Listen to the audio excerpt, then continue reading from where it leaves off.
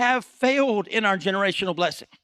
Now, I don't want to get in eschatology with you, so we're not going to have a conversation, but I believe that the rapture doctrine of the 1800s is one of the keys that stole this from us, because everybody thought Jesus was coming back tomorrow. So therefore, I don't need to invest in tomorrow. I just need to have everything ready, right? My mom was a Christian growing up. My dad wasn't. So mom would say, we don't need saving. Jesus is coming back. Luckily, my dad is an unbeliever, said, you know what? He may be, but my company's matching me dollar per dollar what I invest. So he invested.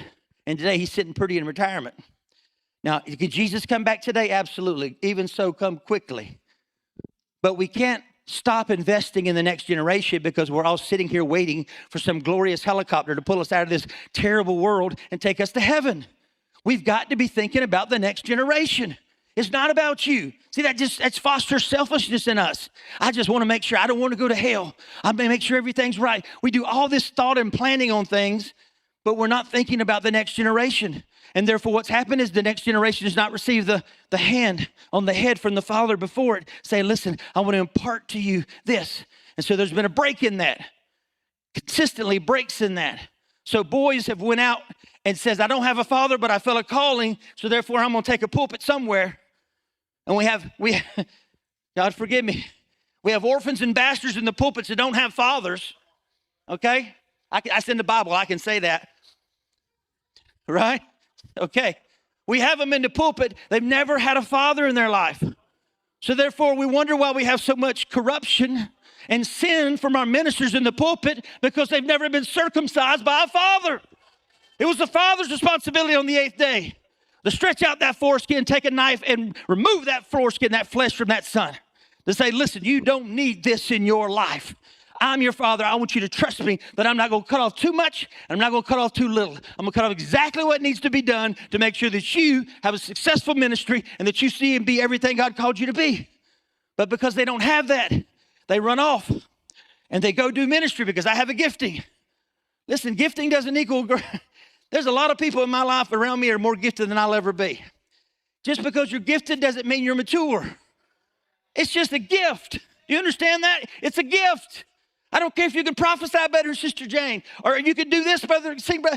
They're gifts, but you have to mature as a person. Your gift doesn't mean anything if your character's corrupt. All you're going to do is bring people down with you. I don't rejoice in seeing ministers fall. It grieves my heart when I see things on the internet when they fell into sin, or they've been for years hiding this sin. First off, I wonder where our discernment's at. Why didn't we see it? So I think, Lord, what are we missing? Are we just as corrupt as they are because I'm not seeing it? They're right in front of my face. You go back and listen to things they said and read things. It was there. It was like signs, but you didn't recognize them. Where's our discernment? Again, we're getting back to hearing God. When you feel that uneasiness in your spirit around somebody and you know there's something going on, right? Listen, just because you have a platform on the internet and you got 1,000 Instagram followers doesn't mean you have a ministry. Okay? It means you know how to click on some buttons and work what do they call those things? Algorithms. That's wonderful. Now, am I saying everybody on the internet's not? I mean, absolutely not. But there's a lot more on the internet that aren't sons than there are. And just because you have a gift, and just because you're charismatic, and just because you got people to like you, just because you got them to subscribe to your channel, doesn't mean that you have God's grace and anointing on your life. You have to be submitted to a father. You have to be submitted to somebody that can help you grow and help you learn. One of my first pastors, I think I've told this story before, but he wouldn't let me preach out of the church for a solid year. Roger, I'll mentor you. I'm going to spend time with you once a week. You're going to eat my wife's cooking, and she could cook some good 4-hook lima beans and beef. And I was single, and I loved every minute of it. So it was a win-win. But for a year, you can't do anything in the church. Now, how would most people today respond to that? I'm going somewhere else. That's not God. That's not God. I don't feel God in that. I'm leaving. That's it. Right? But we've got to understand and trust.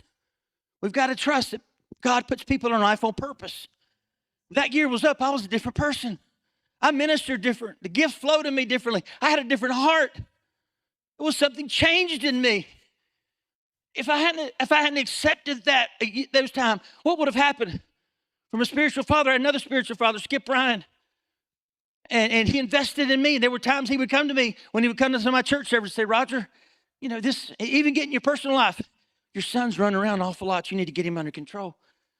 Listen, don't talk about my family, right? Because you don't mess with people's kids. It was in my heart because I knew he loved me. I knew he cared about me. I knew what God's best for me. And he was right.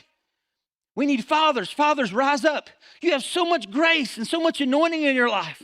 Don't die with untapped potential in your loins that you could be reaching out and giving to somebody else.